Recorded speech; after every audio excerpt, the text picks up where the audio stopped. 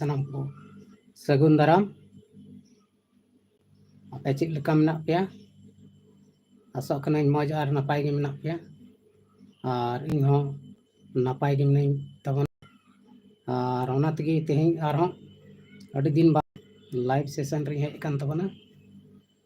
ᱟᱫᱚ ᱛᱮᱦᱮᱧᱟᱜ live session ᱨᱮᱫᱚ ᱟᱹᱰᱤ ᱜᱟᱱ ᱠᱟᱛᱷᱟ ᱠᱚᱧ ᱞᱟᱹᱭ ᱛᱟᱵᱚᱱᱟ ᱱᱟᱦᱟᱜ ᱤᱞᱮᱠᱥᱚᱱ ko शॉर्ट फिल्म चेदा बांग हजूग कना नवा को कथा को बारेते विशेष बन चर्चाया अदो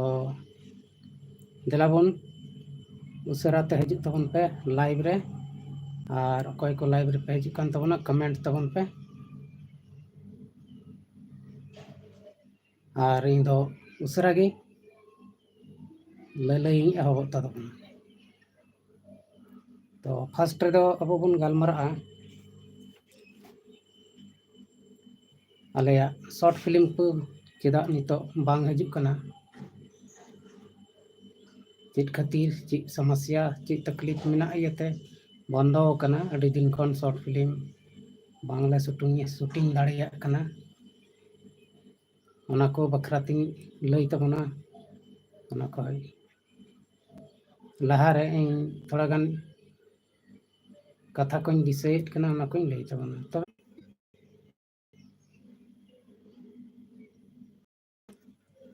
थोड़ा गान डिस्टर्ब कन तबना डिसकनेक्ट लेना पासे मान अड़ी मुश्किल शुरू रगे एवरे हजूग तबन पे और कमेंट नवे नते नेल दाड़िया कना बन मौसम तेहिं रिमिल कदाय बाहरे रिया मौसम नेल तबन पे थोड़ा गान रिमिल रिमिल नेलक कना होय दाड़िया दागाय दाग लेखान दो भाले होयगा चेदा से अड़ी जोड़ गरम कना तबे नितो इन ओड़ा रे हनैया और ओड़ा रे मिनैया आयमा दिन खन शॉर्ट फिल्म बांग हजूग कना कारण दो नवा हुयुग कना नितो अब बन बाडाय गया जतो हड़ बन बुझ दाड़िया कान गया जे अबो भारत दिसम रे नितो अड़ी मारंग परब सेटेर कना आदो ओना परब दो चित कना अब बन बुझे कन खाय और बाबन बुझे कन खान दोኝ लay तबना ओना परब दो कना लोकसभा इलेक्शन और जहां करे विधानसभा उपचुनाव नोआ इयते आलेया शॉर्ट फिल्म बाले शूटिंग दाड़िया कना चेदा से आलेरन किछु किछु एक्टर को से एक्ट्रेस को राजनीति करे मेना को और उनको अड़ी जोड़ प्रचार प्रसार को चला कना ओना इयते समय बांगले नाम दाड़िया कना और शॉर्ट फिल्म दो बाले शूटिंग दाड़िया कना मिटन बारिया शूटिंग आ मेना ओना हो एडिटिंग बांग कंप्लीट कना ओनाते नितो डिस्टर्ब कना आदो एन हॉल पे हेडिंग तबना नोंका गे लाइव करे से किछु शॉर्ट्स वीडियो को नेल तबन पे चैनल रे दो हालांकि हजूग तेगी तहना एकल दो बांग मुचाद उतरा एकल दो बांग बंद उतरा जहाना बांग जहाना वीडियो दो हजूग गया तबे तेहें होय दाड़िया मिटन वीडियो ना कंप्लीट कना नारे म्यूजिक को हरी सेटोआ म्यूजिक को हरी एडोआ ना एड लेन खान गे हाँ गापा से पासे आड़ा होय दाड़िया पब्लिश होय दाड़िया आलेरन अबो वोट हेज कना से नवा परब हेज कना अड़ी मारंग परब कना 5 बछर बाद नवा परब दो हजूग तबना ओना इयते अबोआ अधिकार मेना अबोआ कमी हिना जे मेनते अबो अपनार अपनार बूथ रे सेन कते वोट जरूर बन एमा जहां दो 18 बछर को चितान उम्र होई कान तबन उनको दो वोट रेन वोट एम रे अधिकार बन नाम कदा वोटर कार्ड मेना तबना वोटर लिस्ट रे ᱧᱩᱛᱩᱢ मेना तबना आदो अबोआ ᱦᱚᱸ ᱚᱫᱷᱤᱠᱟᱨ ᱢᱮᱱᱟᱜᱼᱟ, ᱦᱚᱸᱠ ᱢᱮᱱᱟᱜᱼᱟ ᱡᱮ ᱪᱟᱞᱟᱣ ᱠᱟᱛᱮ ᱵᱷᱳᱴ ᱵᱚᱱ ᱮᱢᱟ। ᱱᱚᱣᱟ ᱫᱚ ᱵᱟᱝ ᱠᱟᱱᱟ ᱠᱳᱭ ᱡᱟᱦᱟᱸᱭ ᱟᱢᱮ ᱡᱳᱨ ᱡᱚᱵᱚᱨ ᱠᱟᱛᱮ ᱵᱷᱳᱴᱮ ᱮᱢ ᱦᱚᱪᱚ ᱢᱮᱭᱟ, ᱚᱱᱠᱟᱱ ᱠᱟᱛᱷᱟ ᱫᱚ ᱵᱟᱝ ᱠᱟᱱᱟ। ᱢᱮᱱᱠᱷᱟन ᱟᱯᱱᱟᱨ ᱢᱚᱱᱮ ᱛᱮᱜᱮ, ᱟᱯᱱᱟर ᱠᱩᱥᱤ ᱛᱮᱜᱮ ᱟᱢ ᱚᱠᱚᱭᱴᱟᱜ ᱮᱢ ᱵᱷᱳᱴᱮᱢ ᱮᱢᱟᱭᱟᱢ ᱩᱱᱤᱜᱮᱢ ᱮᱢᱟᱭᱟ। ᱚᱠᱚᱭᱴᱟᱜ ᱮᱢ ᱢᱚᱱᱮᱭᱮᱫᱟ ᱱᱩᱭ ᱫᱚᱭ ᱵᱷᱟᱜᱤ ᱜᱮᱭᱟ ᱢᱮᱱᱛᱮ ᱩᱱᱤᱜᱮ ᱵᱷᱳᱴ ᱫᱚᱢ ᱮᱢᱟᱭᱟ। ᱱᱤᱛᱚᱜ ᱟᱵᱚ ᱵᱚᱱ ᱧᱮᱞ ᱮᱫᱟ ᱫᱩᱱᱤᱭᱟᱹ ᱨᱮ ᱪᱮᱫ ᱪᱟᱞᱟᱜ ᱠᱟᱱᱟ। मोदी सरकार चेक लेका अब आदिवासी दलित को चेतान रे नाहाचारे कमीदा से मजे कमीदा अब बन नेल नामेत कान गया सोशल मीडिया रे अडी गान वीडियो हिजुगोग कना और अब बन बुझ दाड़ेयाग कना अब ऊपर ते तिना मज से तिना बड़ी मेनाया ओना इयते अडी दिस हुदिस कते गे भोट दबन एम्मा जेमन निया धाव दो लोकसभा रे भले भले हड़ को जीत और मौजगी मौजी प्रधानमंत्री बना जहाँ दो गोटा दिसम रेन से अब भारत दिसम रेन जतो जात रेन मनवा को मिल लेका व्यवहार में अब को सला और मौजते अब ये झलबुन मा और अब संविधान हो बांग बदलो मा अडी दिन खन रोड आंजमोग कना जे भारत रिया संविधान बदल लगी अदो होई दाड़ेया अबोरन मोदी प्रधानमंत्री पासे बदले मेने और होलानो गे मिटन सोशल मीडिया रे वीडियो नेल लेदा जे मिटन फॉरवर्ड जेत कालका मीडिया सला गालमरा कना जे उनी दो सीधे मेनदा कांग्रेस सरकार दो एकेन उनको आदिवासी दलित हरिजन नुको को पिछा रगे लगाव कना मेनखान आले जहाँ उच्ची जाति रेन मेना लिया आले ऊपर दो उनी चीन हो बाय चिकायदा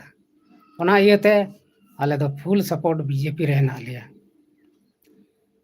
और नोंकाते अब दो फॉरवर्ड जेत को दो 30 हो अब बाको रकाब चो बना ला से दो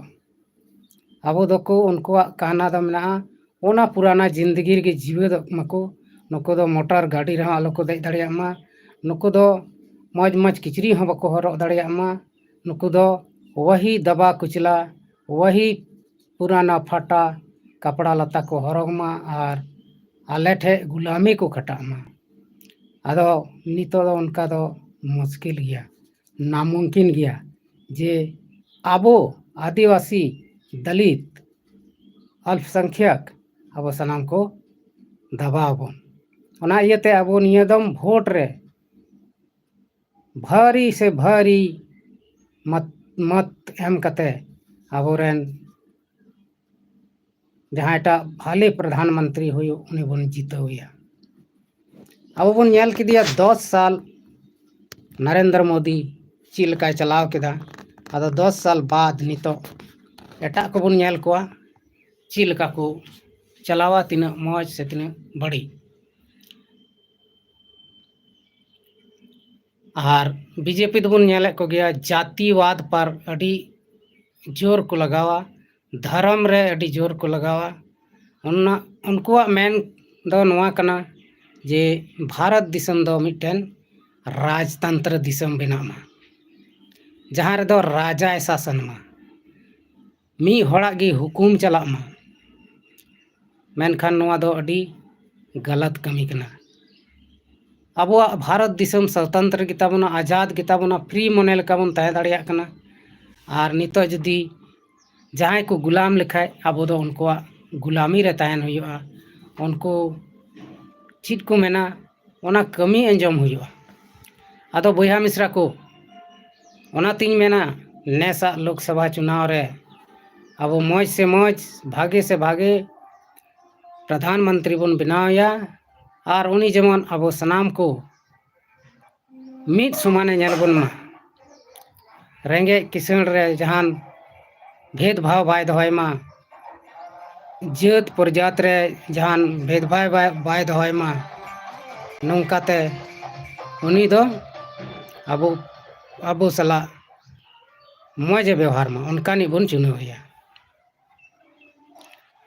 आदो गाते को दिस हुदिस दो अब मिमित मानवा ऊपर रे मेना अब तेगे बन बुझ दाड़ेया अब तेगे बन बगी बड़ी बन उरुम दाड़ेया ओना इयाते मस्त भोट बन एमा और मिटन अच्छा मिटन भाले नापाय प्रधानमंत्री बन बनावा झारखंड रे अडी गान खनिज पदार्थ मेना अब ठेन मेनखान नोड़े आमा नेता को जितो कान गया एनखान मस्ते बाको कमी दाड़ेया कना आदो नोड़े हो नौकान भाले भाले मंत्री को बिना तबनमा जेमन अबुआ झारखंड राज्य रे तीन खनिज संपदा मेना ओना फ्री ते बाहरी हड़ बाको इदी दाड़ेया मा अब झारखंड क्षेत्र रेन से झारखंड भितरी रेन हड़ा जेमन लाभ होयो और नौकाते देश लगी हो लाभ होयो मा आदो गाते को अबुर ऊपर रे नितो जात पद धर्म रे चला बांग हुयो तबना हना नवा धर्म रिया सिकत बांग हुयो तबना अब दो मिद मतते चला हुयो तबना तबे गे अब मस्त बन जितो दाड़ेया और बांखान अब दो धर्म रिया nyutum ते अब मिमि एटागी को लड़ाई चोबना झगड़ा चोबना और नौकाते अब दो लड़ाई झगड़ा रे को उलझन कबना और आको दो नते मजा को मरावा आको दो नते लूट पाट को और नौकाते अब झारखंड दिसम को खोखला चबाया और लास्ट रे अब दो एकेन ठबु को एमा टो बना ओना इयते अब तेगे हुसियार हुयो तबना अब तेगे जुमी दो हुयो तबना अब तेगे बगी बड़ी उरुम हुयो तबना और नौकाते बगी बड़ी उरुम कते खान भाली जायगा रे बन भोट दाड़ेया मज जायगा रे बन भोट दाड़ेया और नौकाते अबुआ गे से अबुरेन हजुकान पीढ़ी को गे फायदा हुयोआ आदो गाते को तेहना नवा लाइव सेशन वीडियो रे इनका गी ᱧᱟᱯᱟᱢᱮ बना और हो नेक्स्ट वीडियो रे बन ᱧᱟᱯᱟᱢᱚᱜ कना और मजते विस्तार तेबन गालमारा और हो नौका गे आदो मा एंडे खान आपे सनाम को तेहना नवा लाइव सेशन वीडियो रे दो इनका गे और हो दाराय कान वीडियो रे अब मस्त बन ᱧᱟᱯᱟᱢᱚᱜ जहाना को बुझाव रिया मेना खा वीडियो रे पे कमेंट तबना मा एंडे खान सनाम को गे जय हिंद जय भारत जोहार।